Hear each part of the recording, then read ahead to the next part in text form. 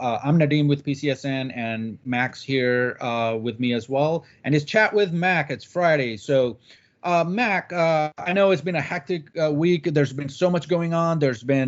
Everybody's been busy. The good guys have been busy doing good things. The bad guys have been busy doing bad things. And the scammers have been busy scamming. What are you going to do? A very productive week from all sides, all aspects. Yeah. So, Mac, what are we going to talk about today? We are going to talk about cyber insurance. So you kind of talked about it. It's COVID has brought out the various characters as far as cyber crimes and things of that nature. I think a lot of companies are feeling like, well, let me get some cyber insurance to make sure that I'm protected. Well, it may not be cracked up to be what you think it's going to be. And I think you got some insight on that as far as cyber risk insurance and the ins and outs and what to look for and what it may or may not do for you. Right. So here's the thing. Let me just show something on the screen if I can. Oh, come on.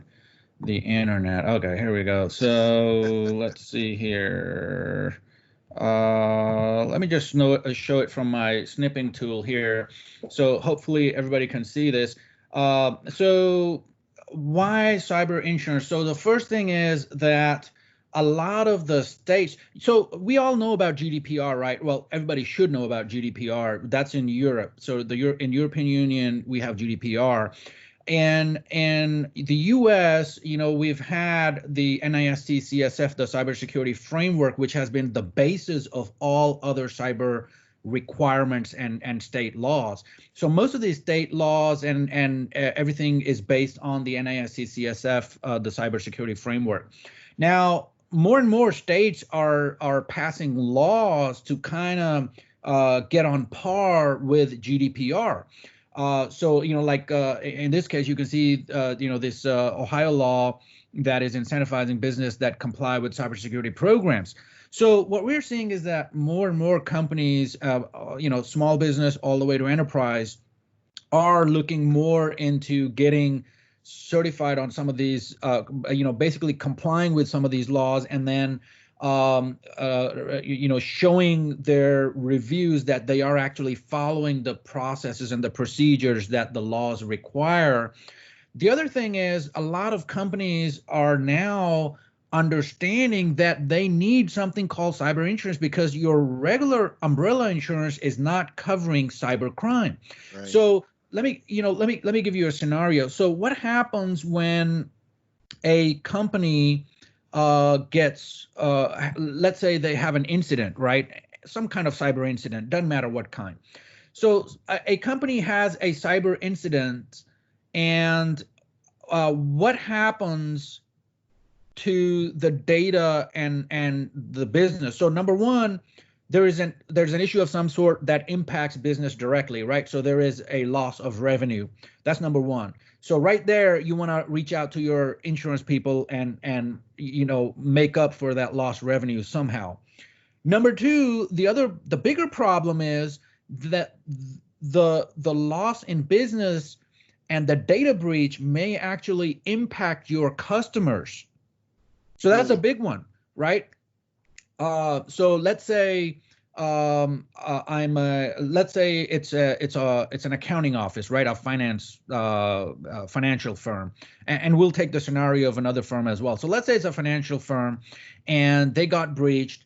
So of course they had downtime because of the breach for a certain amount of days. They want to look for that lost revenue, but also that breach included some of their customers' data. So now their customers are going to want a neck to choke because, to make up for their lost revenue and basically their losses. And what are they going to do? So the customer is now going to reach out to the financial firm where the breach occurred. Now, the end customer might have cyber insurance. We don't know. They might. But that cyber insurance is not going to pay out because it's going to want to file under the company where the breach occurred. So you want to make sure that you have good cyber insurance in place. As a any kind of company. Now, same goes for, let's say, a manufacturing concern, right? So if you're in manufacturing and you have all your vendor data, you have your vendor, you might have your vendor payment systems, some confidential data from vendors, some a lot of times manufacturing companies will have certain customized designs where they might actually have these designs from one of their customers. Now, these are proprietary designs, so what that means is if there is a problem somewhere and that data does get leaked, what's going to happen is the customer is going to hold the vendor, the manufacturing company, liable for that breach. And we're talking about, this is like patent infringement. Now, of course, the relationship is going to be such, if they've, has a business relationship for a long time, then the customer actually knows that it wasn't intentional, but still their schematics, their data got into the wrong hands, got into the competitor's hands. Somehow they got to make up for that lost revenue now. And that could be huge. Think of it, a proprietary design that's getting out. How much money could you have made in 5 years, in 10 years?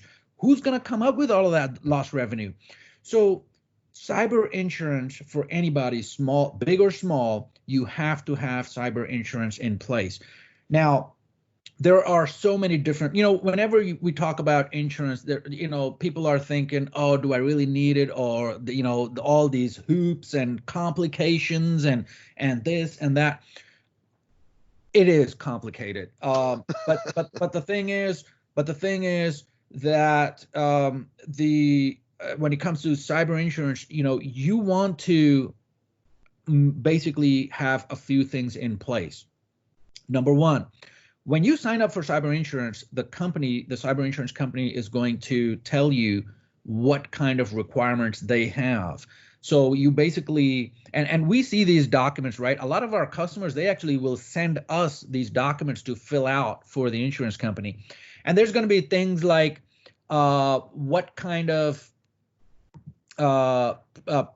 disaster recovery plan do you have in place? They're going to have that. They're going to have other similar things like that, right?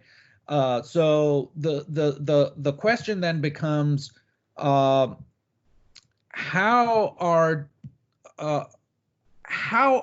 is the insurance company verifying that you have done your part?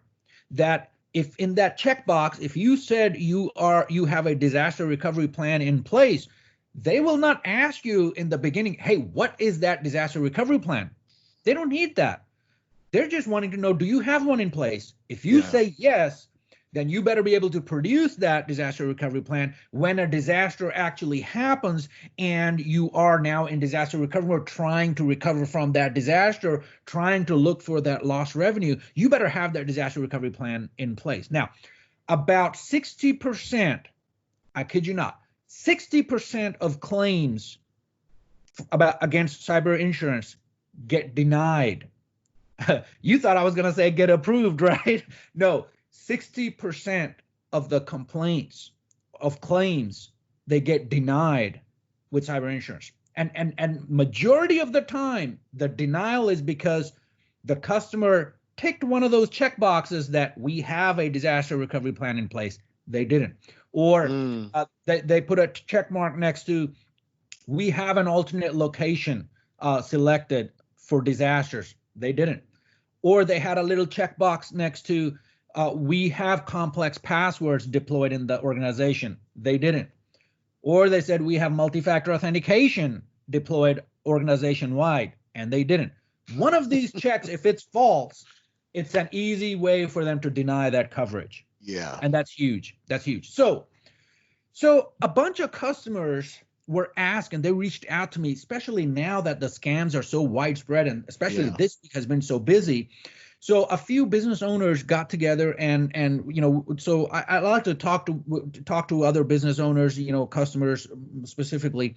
And the question came up, and it was like, hey, Nadeem, you're in the IT business. What is this cybersecurity stuff? Why do these insurance companies deny so many times. There's been so many times that these insurance claims get denied. 60%, that's a big number. That's huge.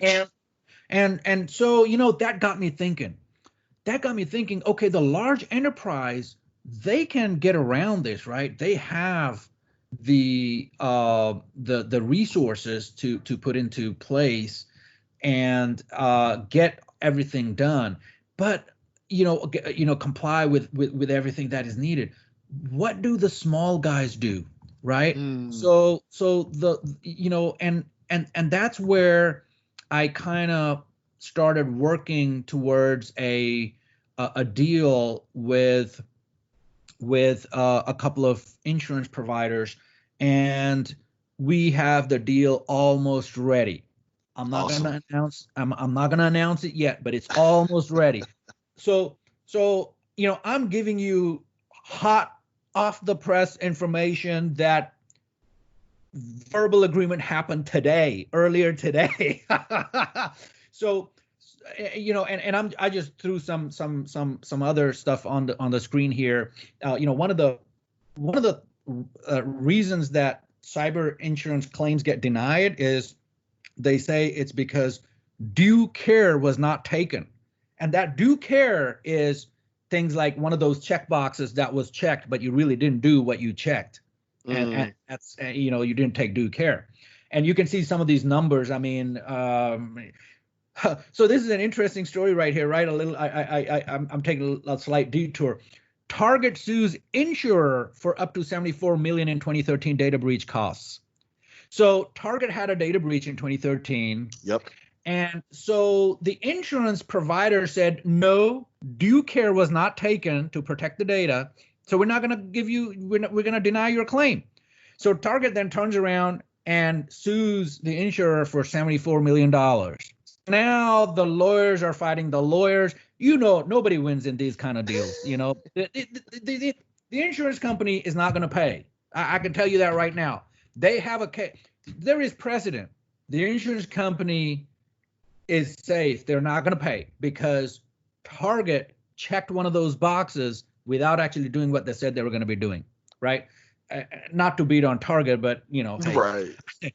So the deal that we have, that we are trying to do, is make it easy, like very easy for small business to be able to get cyber insurance.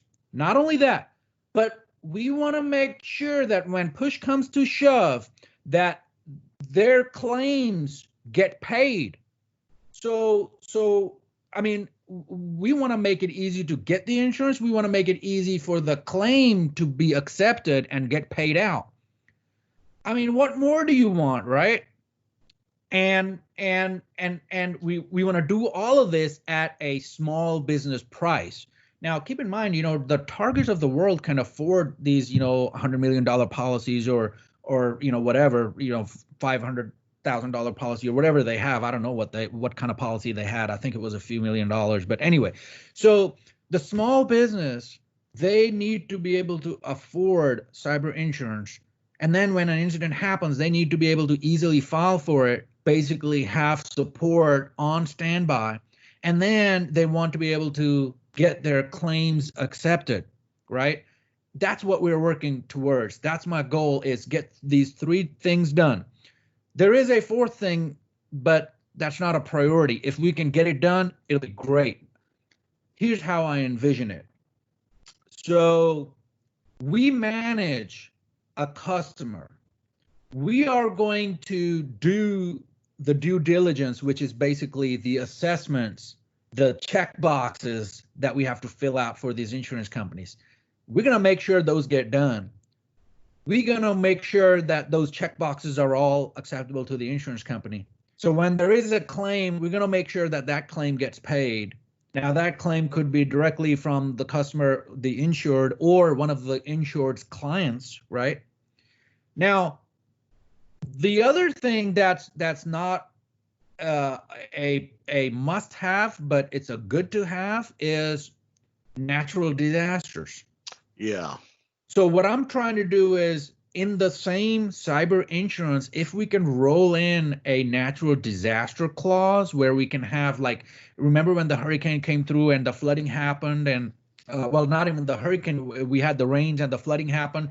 And I know some of our customers were shut down for a few days. That was loss of revenue. I mean, especially manufacturing companies, right? I know of this one manufacturing place that was, they couldn't have employees come in. I mean, they shut the street down so that they couldn't have employees go in. And I remember this very clearly because they had to do payroll and we had to spin up their servers in the cloud so accounting can do payroll that time.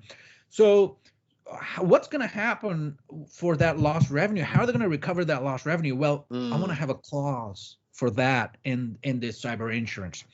So that's what I'm working towards. Now, probably next week, I'm thinking early next week, because the verbal agreement is already in place. It's a big underwriter that we're going to use, well known when it comes to cyber insurance, has a good record. So if we can get all of this done, it's a slam dunk. So basically, small businesses can get easy cyber insurance. We manage that cyber insurance, so the small business does not have to worry about those check boxes. We take care of that. When it's time to file a claim, we make sure that the claim is accepted. And finally, have a disaster clause in there. So if there is a natural disaster, we can get that covered, that loss of revenue covered. Now, when I say loss of revenue, it's a lot of times it's not just loss of revenue that customers are looking for. Customers are looking for the cost to set up alternate office space, right? Yeah. Like, so they want to set up, for example, they want to rent a conference room in a hotel with internet access. Well, there's a cost for that. Who's going to pay that? Well, if the insurance can pay that, that'd be awesome, wouldn't it? Yeah. So that's what I'm working towards, and stay tuned. Early part of next week, I'm going to have something in place. We just shook hands earlier today, and I'll get you some more details. Now, of course, one of the questions people are thinking probably right now is, hey, what if I already have cyber insurance? Well, that's fine. So you can have supplemental insurance. So you can have our insurance. I already hashed this out with the underwriter. So if you have our cyber insurance along with your existing cyber insurance, our cyber insurance is going to be primary. So if you want to file a claim, you file a claim with us first, and we're going to take care of it. And if there is anything left over, or you want to, file some additional stuff, you can do it with your own company, but we're going to be primary. So, and this company has a good track record, so I know they're good at paying out as long as all these checks are done. Now, of course, some people are thinking, well, Nadim, are you going to make sure you're doing all these checks? Don't worry about it. Don't worry about it. I automated it. It's going to be automated. So that's the key here, is those checks that they're looking for, we're going to have it automated. And then there's going to be proof that those things were, companies were complying with those things that they said they were going to comply with, because it's an automated process. And that automation piece is already certified by the underwriter. So there's no confusion. If the automation piece says, yes, it's done, that means it is done. Otherwise, it's not going to say it's done. And the underwriter already approved it, accepted it, boom, done deal. So I highly, highly suggest everybody, if you don't have cyber insurance, or even if you have cyber insurance, go through your insurance paperwork, check all the legalese, have your lawyers or your accounting or whoever checks your legal documents, have them go through it, make sure it's covering everything it's covering, and make sure that if there's any kind of riders on there, make sure they're clear. Like for the natural disaster type, that's going to be a rider on that insurance, and that's fine, as long as the insurance company covers it. That's what we're really interested in. I know a lot of companies, they think that they are insured against cyber crimes, but they're not, and it's a big hassle. I mean, it's it's just one of those things. And I'm gonna put over here another little deal. Some of these snippets that I'm showing you I'm showing you these from our dealings with the underwriters. So these were some of the things that we had to put in place to be able to get this deal going. So it's a repeatable methodical approach to security and compliance, right? So it can be repeated, and it's a methodical approach. It's not a manual product, and it's not like that checklist that, usually it's an Excel spreadsheet that I've seen that, you just check, check, check. Who checks? No. Everybody says, yes, I have this. Yes, I have that. Yes, I do this. Yes, I do that. Until you file a claim. And you file a claim and they try to verify that. And if they cannot verify that, now, this is what these guys do. So if you didn't do it, they're going to know, they're going to find out. These are professionals. This is all they do. This is what they eat and breathe. You cannot trick these guys. I mean, well, I guess you can, but these guys are not easy to trick. I mean, these guys do this every day, all day. They look for the trick, so exactly, and they already know it. I mean, they can see something, and at a glance, and they can tell you, yeah, my spidey sense is going off. This is not right. They can just tell you. I mean, I've seen people like it was like magic. It's like, how do you know? And then they can tell us little things that are kind of standing off, and it's like eye opening. But we want to automate that process for scanning and all of that, the workflow. We want to basically automate that entire process. So every month, not every quarter, not every year at renewal, but every month, we're going to run a report to make sure that the customer is actually complying with everything that they said they will comply with. So that way, there's no denying of a claim down the line, and we can then send this report very easily to the underwriter, so they can keep it on file, and they'll know that it's not just a checklist type deal. This actually happened, and it's automated, so there was no human intervention overriding anything that shouldn't be overridden. So that's the big thing that's coming down the line. That's what we're trying to do. That's what we're trying to get to. And I think early next week we should have it done. So if you are interested, if you already have cyber insurance, I think this is something that you're going to want to look at. I looked at some pricing information, and I was surprised. I mean, it was very competitive.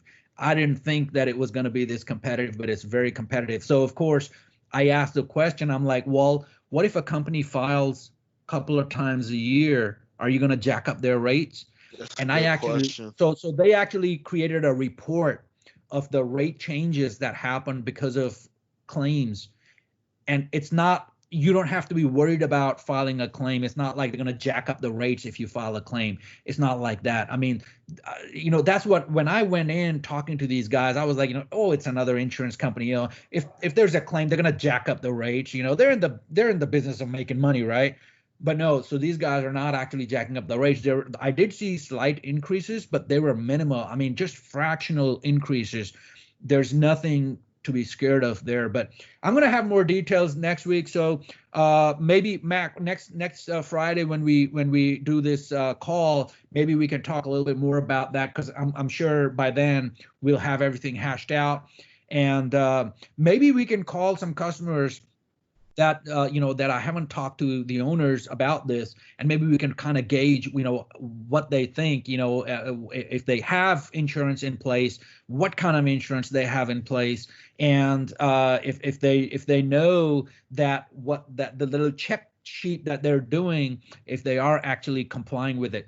Let me put it this way: the manual check sheet, I have yet to see a customer, a small business, comply with it 100%. And when somebody comes back and says, oh, hey, Nadim, I'm just going to say yes to this, I think we're good here. And I'm just shaking my head. I'm like, don't just put a check on that. Because that's what, now, if you're not complying with something, just say no. The worst that'll happen is the insurance company will say, no, we can't get you covered. But it's better to know ahead of time, as opposed to when the disaster hits, and that's when it heads on. Now here's the other good thing. So let's say ransomware attack happened with a customer. Let's say now the customer found out, and they are they're trying to mitigate the impact, the fallout. So first of all, there's loss of business because of this ransomware attack. Secondly, they get our invoice for fixing things and restoring fixed. That's a double whammy. Yep. So this insurance that I'm working on, it is going to cover the cost to fix things. Right. So not only is it the business impact, is going to cover the cost to fix things. If you need alternate environment, is going to take care of that. So a lot of good things coming down the line. I don't want to take too much time, but next week we'll talk again about cyber insurance, and we should have something in place. And in the meantime, Matt, I say let's when you talk to some of these people, let's find out from some of these business owners that what kind of insurance they have in place. If they say, oh, I just have an umbrella insurance, a general liability, whatever, that's not going to cover cyber crime. That's not cyber insurance. No. That's not going to do it. So let's do like a little a little poll with customers and see where we are. But that's all I have today, folks. Until next week, actually until Monday, have a good day and be safe out there. And I hope these scammers, they just disappear. They're not going to, but hey. Have a good one. See you later. Have a good one, guys.